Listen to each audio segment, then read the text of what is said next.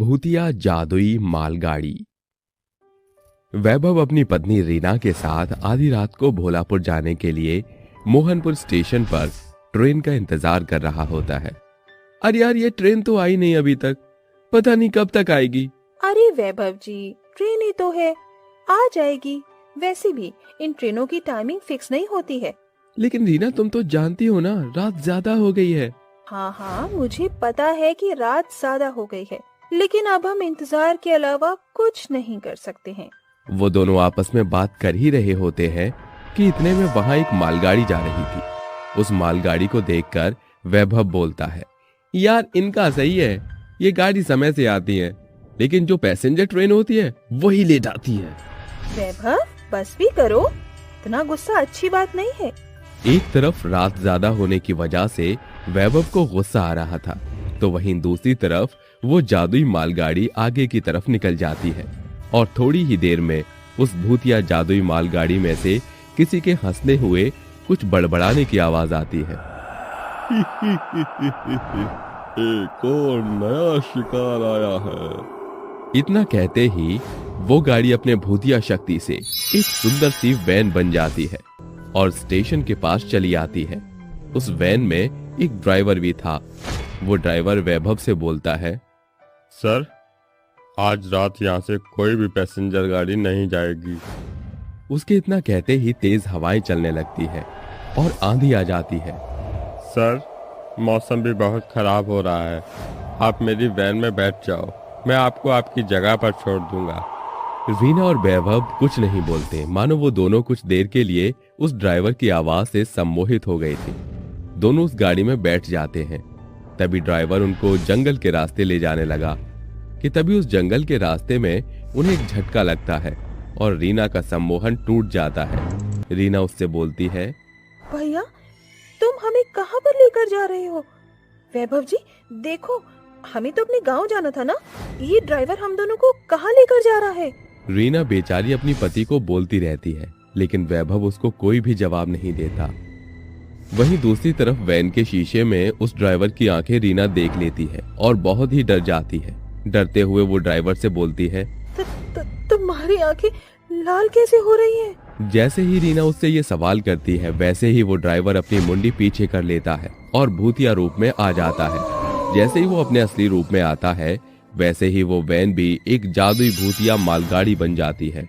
ये सब देखकर रीना बहुत डर जाती है और हाथ जोड़कर अपने पति और खुद की जान की भीख मांगने लगती है। लेकिन कहते हैं, भूत किसी पर भी तरस नहीं दिखाते, उनको तो सिर्फ अपने शिकार से मतलब होता है।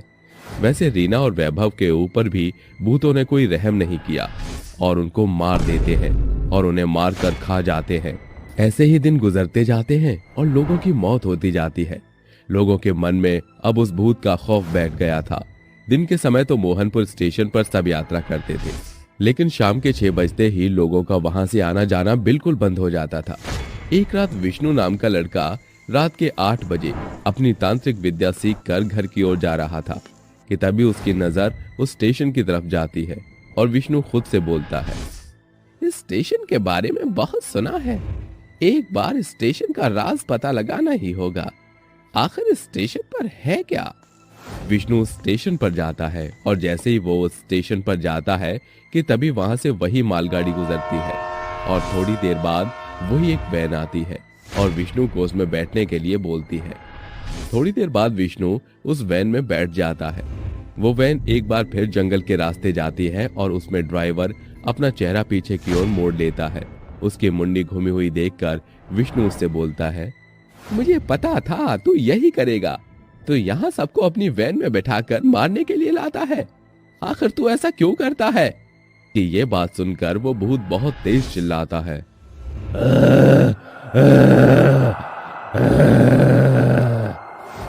वो भूत इतनी तेज चिल्लाता है कि वैन के सारे शीशे टूट जाते हैं और वो वैन से एक जादुई भूतिया मालगाड़ी बन जाती है।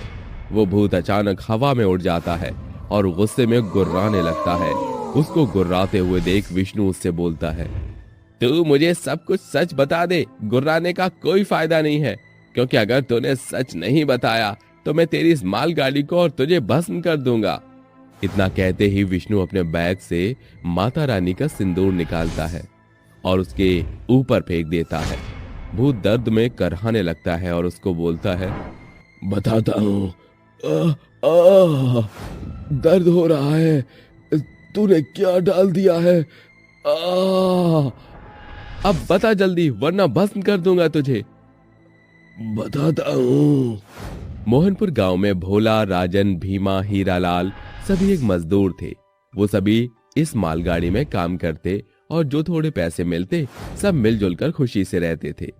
अरे भैया भीमा, हम सुने हैं कि तुम्हारी शादी हुई वाली है, ये बात सच है का? हाँ भैया, ये बात तो एक नंबर सही है। तो भैया हम लोगन को नहीं बुलाओगे का तुम? कैसी बात करा तो भैया, हम अपने बड़े भैया लोगों को नहीं बुलावेंगे तो केका बुलाएंगे? आखिर हमरा तुम सबके बिना कौन है? अच्छा भैया, तुम्हारे लिए हम गेंदा का फूल बिछाएंगे।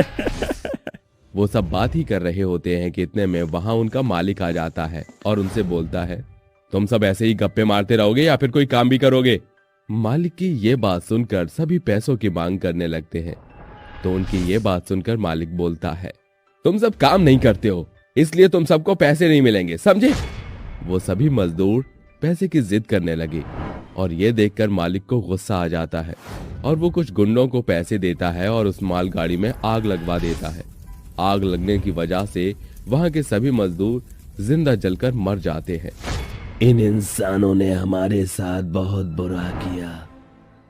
आखिर हमने तो अपनी मजदूरी के पैसे ही मांगे थे और इसने हमारे साथ क्या किया? मैं मार दिया। तब से हम लोगों ने इंसानों को मारना शुरू कर दिया है।